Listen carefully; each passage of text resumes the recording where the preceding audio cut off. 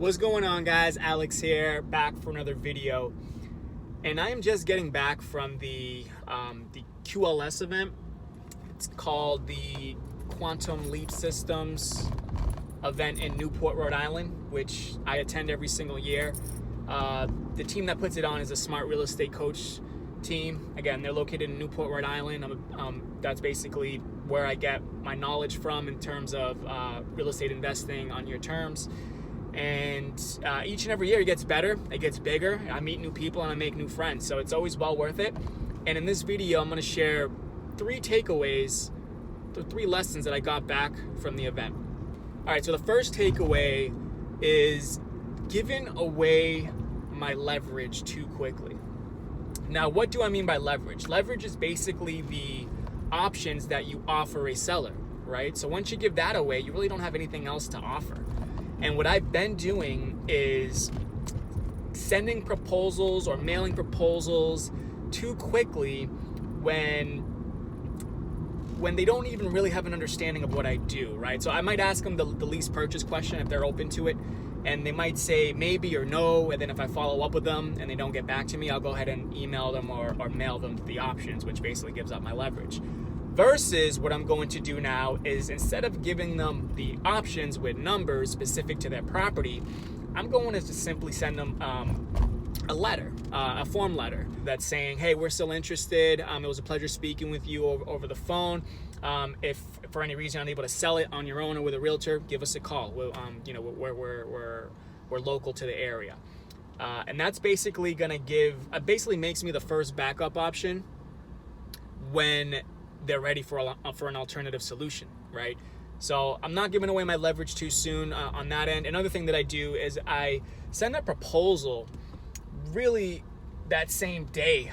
So if I do have someone who is interested in a lease purchase, then I'll go ahead and do some quick research that same day, and I'll send them a proposal that night, where they haven't even really researched me or researched my company, or maybe not even have an understanding of what lease purchase is, in fact, as far as what the terms are, period. They might not understand that it requires price, down payment, length of term, monthly payment. They might not even understand that concept. So what I'm thinking of tweaking is still sending them an email that day, but instead of including a proposal with numbers specific to their property, a better idea might be to just simply send them an example and still send them my seller document explaining what a lease purchase is and giving them more education before actually giving them a proposal.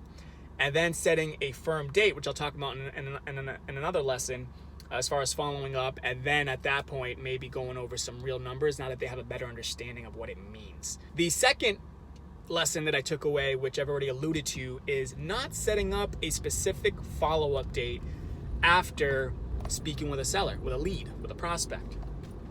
What I've been doing after listening to some of my calls is, after I get off the phone with them, I'll still bring up, hey, when's a good day and time, or when do you think you'll have time to look over the email that I'm going to send you today? And then they might get back, oh, I'll probably have time tonight or tomorrow. Then I'll be like, great, well then maybe we can follow up with each other some point tomorrow and go from there, right? Instead of setting a firm date and time, instead of saying something like, great, so how does tomorrow 6 o'clock work for a follow-up call, right? And then setting an appointment for that next call. It's going to dramatically increase the rate of hearing back now that we have an appointment, all right? So instead of just kind of going nonchalant about it, setting a firm time and date so that we're more likely to get back on the phone on a follow-up call. So that's another change that I'm going to make. And then a third lesson, which I've already known, it's basically not setting up your credibility as soon as possible. And by credibility, I mean there's multiple ways you can build credibility, but in this type of strategy, it's very important to build credibility versus maybe if you're a traditional wholesaler making an all-cash offer. I mean, you're basically closing the home out in a short period of time, so the seller doesn't really care about you, so to speak, as long as they have confidence that you can actually pay cash for their house, right? Versus in this case, since it's going to take time for them to receive their equity or for their home to eventually sell, 18, 24, 36, 48 months down the road, they're going to want to know a little more about you. They're going to research you, guaranteed. And I've learned this the hard way. So you want to make sure you have I mean, as soon as possible, if you get set up with the BBB, which costs a little money, which is a process to get set up to begin with, build up your profile there. Chamber of Commerce, have a Facebook company page. I'm sorry. Also, another thing that I can do is kind of like what I do for this channel, right? As far as creating videos to educate you guys or people that are interested in the real estate investing term space, basically creating similar videos for my sellers and buyers, kind of educating them on how a lease purchase works or how this type of a program works, which I already have some videos on my website, but having like a dedicated YouTube channel for that, you know, and when they do research on me and my company, they see that I'm kind of an authority for that space within my own state. So I think that'll be very helpful for credibility. Those are just some ideas, but really setting all that stuff up as soon as possible up front, because they're gonna research you after you get off the phone, guaranteed. All right, so those are 3 quick takeaways that I got from the event that I'm gonna implement moving forward. And just to give you a bonus one is paying more attention to my thoughts and emotion, right? And this comes back to the whole like manifestation, law of attraction, which they spoke quite a bit of at the event as well. Not quite a bit of, but there was a segment there about that. And I'm also a subscriber to that. I mean, there's a reason why this channel is called Conscious, as in your consciousness, real estate investor.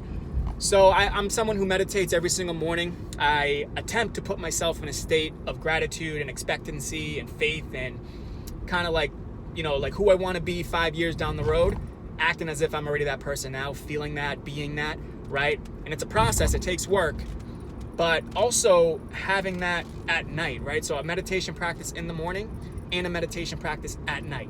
Because if you're not where you want to be right now, there's only one reason. It's because of the thoughts that you're thinking and the feelings that you're experiencing on a daily basis, which is dictating your actions, which is dictating your results, which dictates your destiny, your life, right? So thoughts precede feelings, which precede actions, which precede results, which create new circumstances in your life. And if you're in circumstances that you don't enjoy, you know, financially, physically, emotionally, you just have to look back at what actions are you taking, and then whatever actions you're taking or not taking, right? Inaction is an action.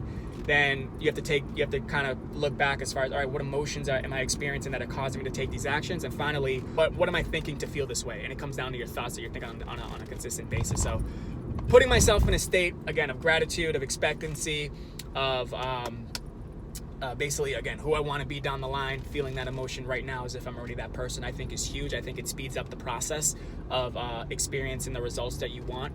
So kind of doubling down on that, meditating morning and night from now on as a new habit. All right, so that's just the bonus takeaway that I got from the event, kind of as a reminder. So that's all I had for you in this video. I hope it was helpful. I hope to see you at a future event. I met some cool people, some people that actually watched this channel, which was cool to know.